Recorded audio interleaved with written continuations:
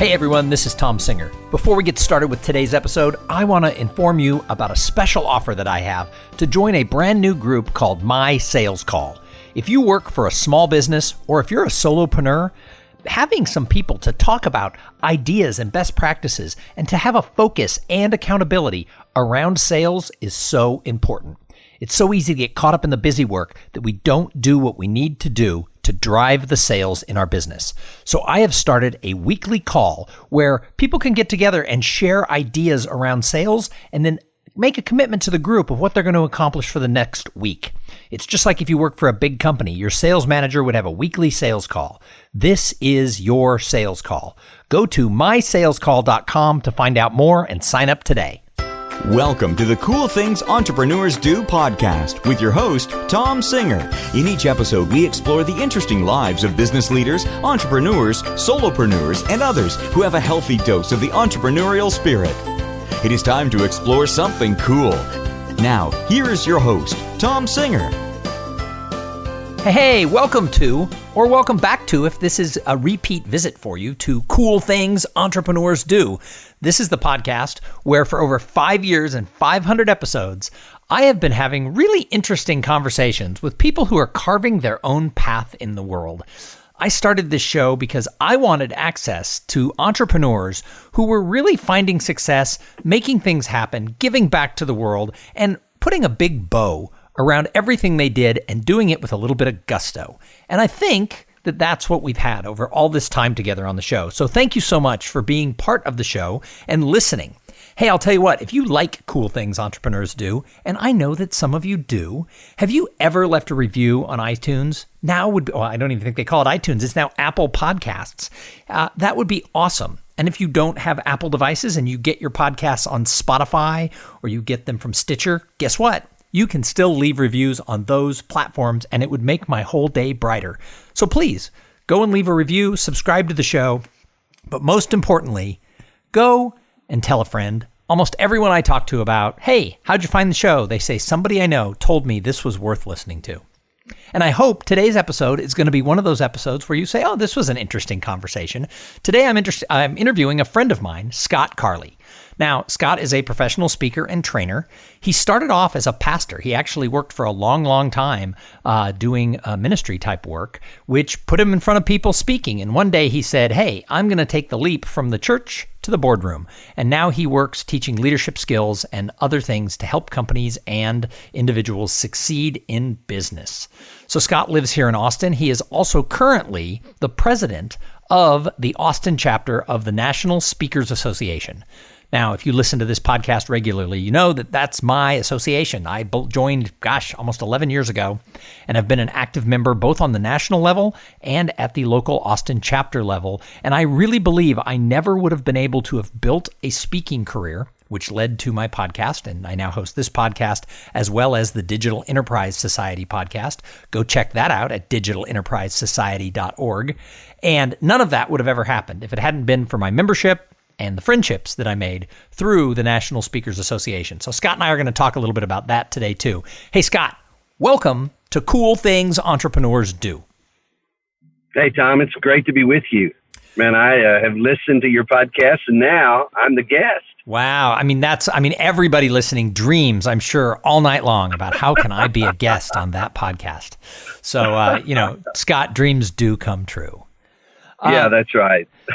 So Scott, tell everybody a little bit about your entrepreneurial journey. I kind of said, hey, he was a pastor, now he's a speaker, but there's so much more to Scott than that. Why don't you tell everybody who you are and what you do and how you got there?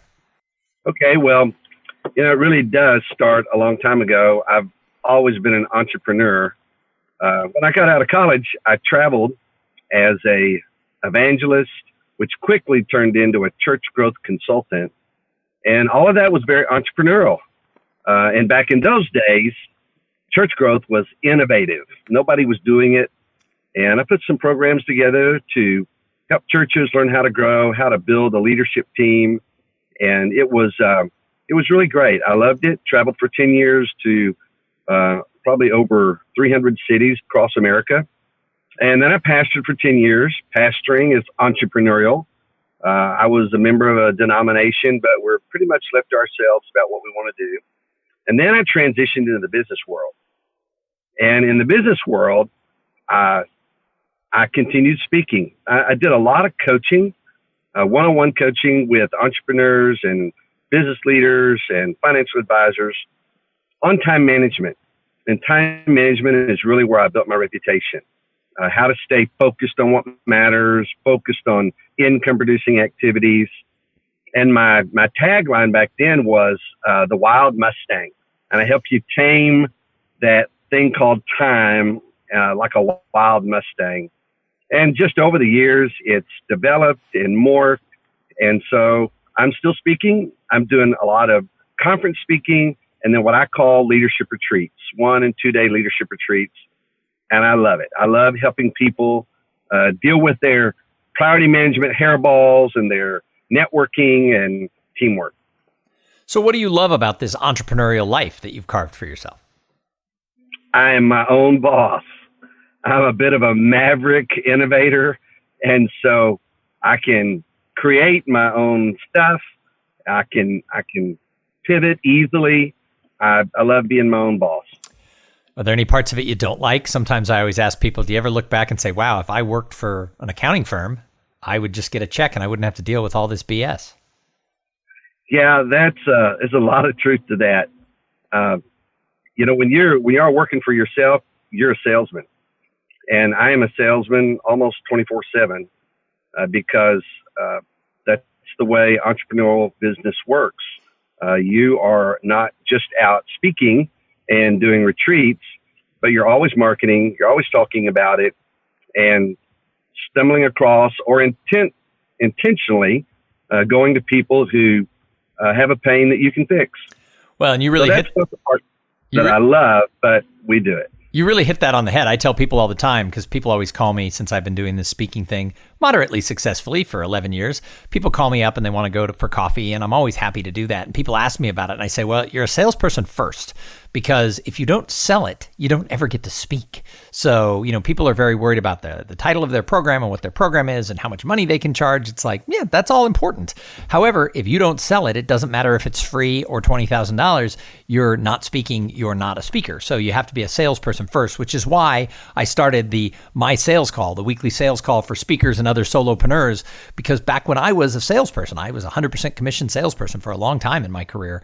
And then I went into marketing. But in both cases, I always had a sales manager who kind of kept on top of me, looked at what did you do last week? What are you doing this week? What's the pipeline look like? And one of the things I've realized over the past decade is I don't have that anymore because I work for myself. And so I just created it with a whole group of people. It's small but growing, and we get together on a call every week and we talk about exactly what you said. It's all about sales.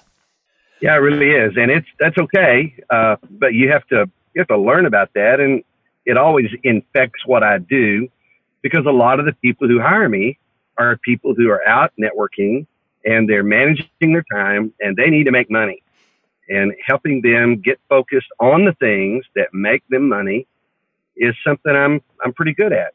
So they hire me. Nice. And I talk to groups or individuals. So what advice do you have for someone who wants to branch out on their own? They want to start their own business. They want to be that wild Mustang who gets to go do it all on their own. What advice would you give somebody?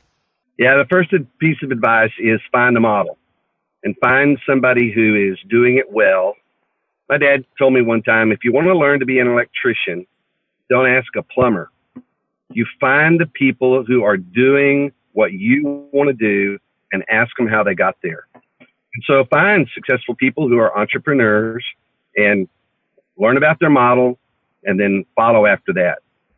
So I speak to groups about this gap that exists between potential and performance. And one of the things I always ask the guests on the show is, why do you think that gap exists? How come some people, everybody starts off their business, everybody's got potential. Some people succeed, some people fall into that gap and never get over towards the performance side. What do you think that delta is? So taking action is a big deal. We used to say in the church world, the road to hell is paved with good intentions, and the road to bankruptcy is paved with good intentions. You got to move to going from potential to kinetic. You got to take action.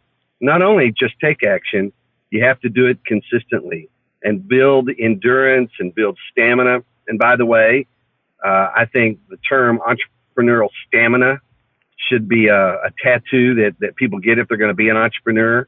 It's a lot more positive than endurance, but you just have to have stamina to keep taking action, keep moving in the right direction. And that's really where success comes from.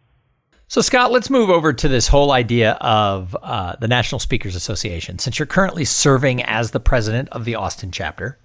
All right, so, Scott, let's move over to this talk about the National Speakers Association, because you are the president of the Austin chapter. So why did you join the National Speakers Association? I've been doing a lot of workshops, a lot of training, but I wanted to get back on the stage. I like the stage, and the stage and I have a good romance together. And somebody told me that there was an association that for speakers, professional speakers. And it was, so I checked it out, looked into it, and went a few times, and it became very obvious that if I was going to get back on the stage, that I needed the help of professional people. And so I started coming to the events, and NSA was pretty small back then in Austin. I say back then, it's only been 6 years ago, but that's why I joined. I joined because they were teaching me how to work in the professional world. I knew how to do it in the church world, but I didn't know how to do it in the professional world. So you got involved and you started going. How important do you think it is for people, no matter what their industry is, to get involved with their industry association? I think it is hugely important. An association can't help you any more than you allow it to. And, you know, if you're sitting on the side wondering what it's going to do for you, you're just not going to get much out of it. But the more you get involved, the more you pick up things, some intentional, some unintentional. You build relationships. And quite frankly, there's an enormous amount of help that comes from the relationships that you get outside of the meeting. Not just inside, but outside of the meeting. Makes a big difference. So what led you to running for president? What was the impetus for that? Well, you don't get to run for president; you get appointed. And so there was nobody else. There was nobody else in line. That's right. Oh my God, there must not have been anybody else in line. And I was just excited to be there, and I guess part of the excitement rubbed off. And Cheryl, who was our past president, she appointed me to the board as program chair. And in NSA, there is a process. Before you can become president, you have to serve on the board. You have to serve in an official position so that you can get the feel of what it's like to officially be a member. You have to be a professional member, not just somebody who joins. So I had to hit that qualification and then serve for a year. And if they feel like it worked out okay, then they move you from program chair to president-elect. And so then you serve for another year as president-elect, shadowing the president, until you finally get the baton, the reins, the bat, the gavel, whatever you want to call it. And now it's all you.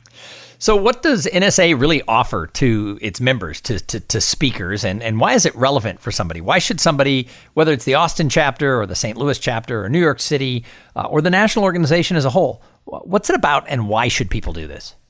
Yeah, that's a really great question, and I love the answer to it. You know, NSA is for lack of a better term, it is a sorority and a fraternity of professional speakers. And it is designed to help accelerate the craft and the business of your profession. And so if none of us have arrived, and there's no arrival place. So once you get into something that is a career path and you want to be a professional at it, then you want to surround yourself with the people and the strategy and the cutting edge techniques of how to be a great speaker. So there's a lot to that question. There's a lot of other things that go along with it. There's a lot of speakers in the world, but many of them are not professional. They're public speakers. And somebody told me once a few years ago, as I was getting involved in all this, they said, Scott, do you know the difference between a public speaker and a professional speaker? And I thought for a minute, and I tried to come up with some ideas, and they said, it's really simple. Professional speakers get paid, public speakers don't. And if you want to be a professional speaker and get a great paycheck, then you have to meet those qualifications and get involved with other professionals. And that's what NSA helps you do. So you're taking over as president. You making any changes to the chapter? What's going on in the Austin chapter? In case anyone local is listening to this, what do they need to know? We've got a great chapter. We have probably about 60 members right now, and we intend to grow that. I'd love to have 100 members by the end of 2020, and I don't think that'll be any problem at all. One big change is that I think when this chapter was started, they met on Tuesdays for lunch, and it was really kind of a luncheon chapter. You show up for maybe a 90-minute lunch, but we've grown, we've kind of matured, and we need more time to serve our members. And so beginning January 11th, we are moving to Saturday mornings, the first Saturday of every month, and we will meet from 9 o'clock till noon so that we can give our members 2 full hours of guest speakers coming in, training and filling them up with the business or the craft of professional speaking. And I love that. So the first Saturday of the month, but the 11th is the second Saturday, Scott. Yeah, well, it is the first of the year, and we felt like that people might not want to show up on New Year's Eve weekend. So we are moving it to the 11th. Well, it's a good thing I interviewed you, or I would have shown up on the 4th because that's what's in my calendar. Well, that's why we're having this interview. You'll get a notice. You've already gotten a notice, I'm sure. Yeah, and I pay such attention to my inbox. It's delete. Hey, so Scott, I've actually got a few more questions for you, but first, I have to thank the sponsor of this episode. So this episode is brought to you by Podfly Productions. Podfly takes the time and the headache out of starting your own podcast. They set you up with the right equipment, training, and guidance to ensure that you sound amazing. Podfly does all the heavy lifting and the technical work so that you can focus on creating great content, growing your audience, and interviewing really cool people like Scott Carley. Hey, if you want to start a podcast, and I know that some of you do, jump over to podfly.net/coolthings and check out the offer that they have for the listeners of this show. So Scott, I call this show Cool Things Entrepreneurs Do. What's the coolest thing you're doing with your business right now?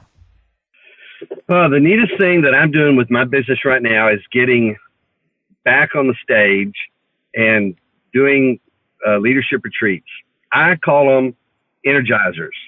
And, all teams flat, they go flat, they lose their buzz. And I love to come in and I don't call it change, but I call it energizing. And people love it. It's innovative. They're not defensive about it. They're very accepting. So I'm having a blast being the change energizer. Awesome. So Scott, we could talk about you and your business and the things you're doing with the National Speakers Association and the Austin chapter of that group. However, I think great entrepreneurs, I think they're observers. So I love to ask the people who come on this show, when you look out there into the entrepreneur sphere, who do you think, wow, she or he, they're doing the cool stuff? So you're asking who do I see that's out there doing cool stuff? Yeah, who do you admire in the entrepreneur world? Well, I admire podcasters and, what you're doing. And this, I know you didn't ask this to get this answer, but I really do love what you're doing. And the gap between potential and what you can really be, I think that's neat because it's answering a question. I like Joey McGurr. Joey McGurr is a guy who really believes in networking, and he is really helping a lot of people with that, getting out and doing stuff. And then authors. I am amazed and impressed by authors who are putting their books together and making things happen. Cheryl Jones, she just wrote a book, and I think that's great. Mara Thomas just wrote a new book about attention management, And then Sarah Kennedy just wrote a book on Unchained for leadership. I am impressed with authors who are putting their thoughts on paper and changing the world, not just for a week or a month, but for a long time. Well, good. Then you'll be impressed because I just committed to finish the book on the gap between potential and performance by October. Come on. By October. So I've said it out loud, so now I have to get it done. Yes, you do. So, Scott, the last question I ask everybody who comes on the show is what do you do to give back to the greater good? Because I think as entrepreneurs, we have to do more than make money. I think that, in some ways we have to give back and serve others. So what do you do? I give back in presentations. I just recently developed a new keynote called Casey at the Bat. What do you do when you strike out? And it is for people who, it could be for sales or any corporate, but it's also for a group called job seekers who have, people who are highly skilled, highly employed, and they just got laid off. I've spoken to probably 10 or 12 job seeker organizations and helping them to get back on their feet, to get their confidence back up and follow through with their actions so that they can get back in the job market. And I love doing that. I don't get anything for it. And it's a great way for me to give back to them and help them get back on their feet. Awesome. No, that's fantastic. So, Scott, any last words for the listeners of Cool Things Entrepreneurs Do? If you're a speaker in Austin, Texas, or the surrounding area, you need to come visit us at NSA. NSA is a great organization. And if you want to be a professional paid speaker, we are the place to be. Awesome. Well, thanks for sharing your message and sharing the message about the Austin chapter of the National Speakers Association here on Cool Things Entrepreneurs Do. If someone's listening and they need to find out more about you, how do they find you? Go to scottcarley.com and I'm there. That's easy. That's easy. And thank you to everybody who tuned in and listened. I say it every time. If it wasn't for the audience, we wouldn't have this podcast. It's all about you. The idea is to just bring you a bunch of different ideas from really smart people, because the more you get around people who are doing things, I believe one thing in this world is true, and that is success leaves clues. Can't help it. When you get around people who are doing successful things, they have to leave you a nugget, a theory, an idea, and you grab the ones that work for you and you run with it. And I'll tell you what, that's why I started the show, and that's why it persists to this day. So if you like the show, keep coming back. As I said at the beginning, go tell a friend. But we're going to be back in a couple of days with an interview with somebody just as cool as Scott Carley. I know you're thinking, how is that possible? But we always do it. So in the meantime, go out there, try new things, make sure your ladder's against the right wall, and while you're at it, have a great day. Thank you for being part of the Cool Things Entrepreneurs Do podcast. Without your participation and listening to these conversations, there is no show. Connect with Tom at tomsinger.com and follow him on Twitter at tomsinger.